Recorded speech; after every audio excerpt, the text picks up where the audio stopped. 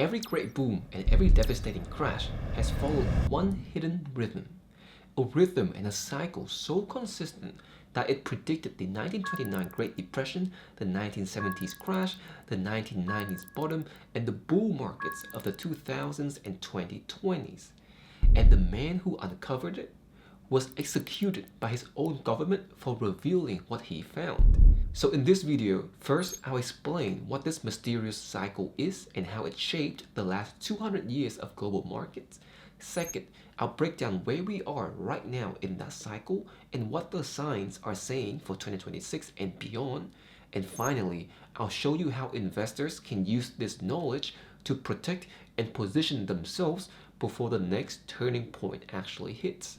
Now, if you're new here, I'm Ace, and I have a bachelor degree in finance and equity investment, and I built a 400k plus portfolio in just under 5 years by following Warren Buffett's value principles and studying long-term market cycles like this one. Let's dive in. Now, a quick disclaimer, I am not a financial advisor. Everything I share here is only my personal opinion for education and entertainment. Always do your own research before investing. Point 1. What the K-wave actually is. Now, the K-wave, short for Kondratiev wave, was discovered by Nikolai Kondratiev, one of Russia's top economists back in the 1920s. Now, Nikolai Kondratiev, he noticed that when you zoom out far enough, the global economy, as you can see, doesn't move randomly. It expands and contracts in long repeating waves lasting roughly 50 to 60 years. And each wave has two halves. First half, about 25 to 30 years of rising commodity prices and innovation. We call it the upswing. Followed by the 25 to 30 years of falling prices with debt unwinding and stagnation is what we call the downswing. Now this wave, this K-wave cycle also represents the technology wave due to the close link between commodity and technology. Let me explain it. Now during each downswing, the capital is tight, so new technologies get quietly invented because there's no money around.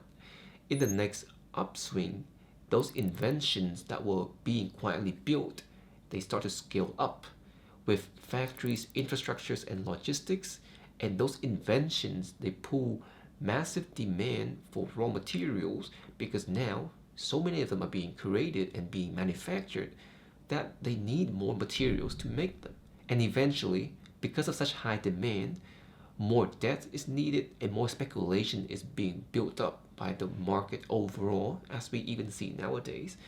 And because of that, so much debt and speculation, at one point the bubble bursts and the prices collapse and the cycle resets all over again with the recessionary phase where invention gets quietly built again.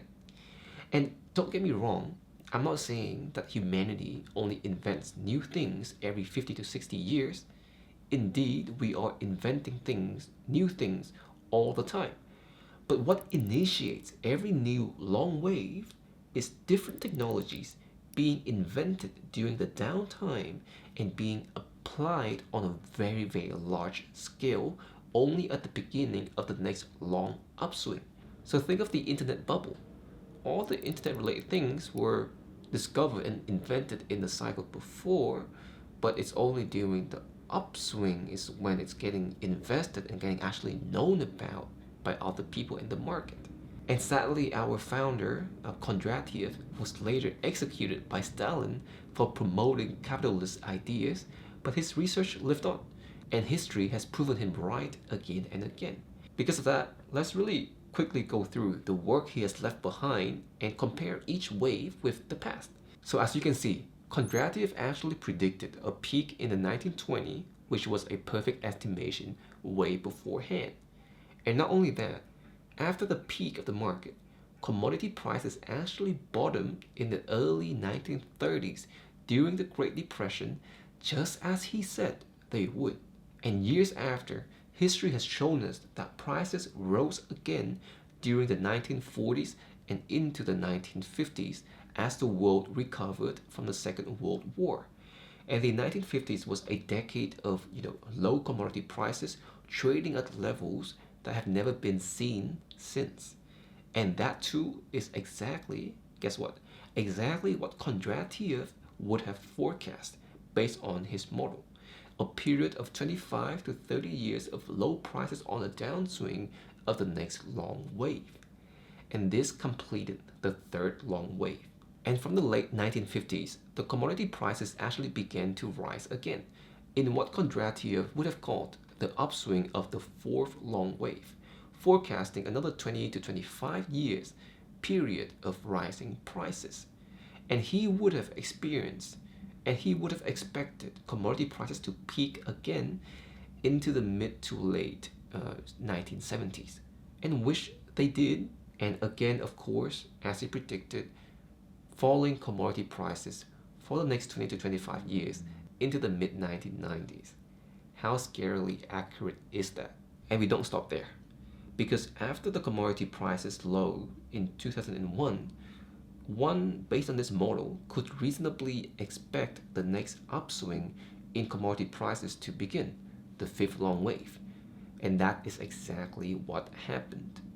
Now, on average, commodity prices almost quadrupled between 2001 and 2011, and we remain very much on the upside of this current fifth wave now from 2011 to 2020s, where gold and silver prices are at an all-time high right now. And they all happened according to the K-wave model. Part 2, where we are now. Before we dive in, if you want my deeper monthly breakdowns of these cycles and early signals before markets actually turn, subscribe to my free newsletter, all in my description down below. So what now? We're now approaching the final phase of the fifth K-wave. Now historically, this is when everything looks very, very strong, or the strongest on the surface. We have booming innovation, speculative bubbles, and record profits every single time.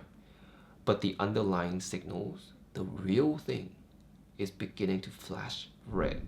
Now, specifically, when you look at this fifth long wave, right now we're at the end of the current 20 to 25 year upside. And should the timing and history of the fifth long wave actually repeat, we could expect the peak of the wave around 2026 and 2027, and in a manner just like all other waves before. But you might ask, how do we know so sure? Well, just like any other long waves that have happened before, the same signs have showed. For example, technological innovation that led to the birth of new industries and new modes of production like AI and crypto as we see nowadays. And we also see that with debt levels now exceeding $300 trillion globally. And if that's not enough, we also have the yield curve. Now, the yield curve has been inverted for over 2 years, the longest ever since data even began. And that indicator has preceded every US recession since the 1960s. And now the interest rates are being reduced by the central banks to get the market to that mania phase even crazier. And you add in with geopolitical friction with the US, China, Russia, Ukraine, and the Middle East war that's happening. And all of these political issues are exactly the mirrors of the 1930s, just 100 years ago, according to the 100-year cycle. And at the same time, we're seeing the same thing, the same echoes from other cycles. So the 18.6-year real estate cycle, the one that has predicted all the major crashes in the last 200 years, also peaks around 2026 and 2027, and the decade cycle similarly points to weakening markets in the years ending in 7. Therefore, we know that the downfall is inevitable. Following the commodity price peak, we would expect to see an overall downtrend in commodity prices for the next 25 or so years, and the same for the overall market. Point 3. How to prepare and profit. Now here's the one truth. Long waves don't destroy wealth. They transfer the wealth from those who ignore the pattern to those who understand that we are in a cycle and pattern. Let's go through our plans through 2 parts, upswing and downswing. Let's start with the upswing. During the upswing of the cycle, you want exposure to land and productive assets. So things that hold real tangible value when money loses its purchasing power. Now, owning properties in a very strong location is one of the most powerful wealth multipliers in every K-wave upswing. Because as the economy expands, credit flows in, debt flows in, money flows in. and population growth funnel directly back into land all over again. And if you can, besides from what I just talked about, try and act like a bank. Use good debt strategically. Borrow money to own income producing assets, then let tenants cover the interest for you. That's how wealth compounds quietly while others chase speculation. And beyond real estate, look for businesses that benefit from rising land and commodity prices. And history has shown that banks, construction companies, building supplies, and real estate investment trusts or REITs tend to outperform in this phase. You can also ride the wave through commodity exposure. Stocks of resource producers, miners, or energy firms that control scarce materials, or through ETFs that track broad commodity indices. These positions benefit directly from inflationary upswings as we see. At the same time, during these upswings, technology firms also do extremely well. So that can be another option for you. But how about the downswing? Now, when the downswing happens, when speculation runs wild, debt is super high, and optimism turns into euphoria, that's when you shift gears. Because the downswing of the K wave is always very sharp, very deep, very quick, and very severe, and much longer than what people might expect. For example, let's look at the Great Depression. The Great Depression wasn't just another recession, it was the downside of a long down wave. And the same principle.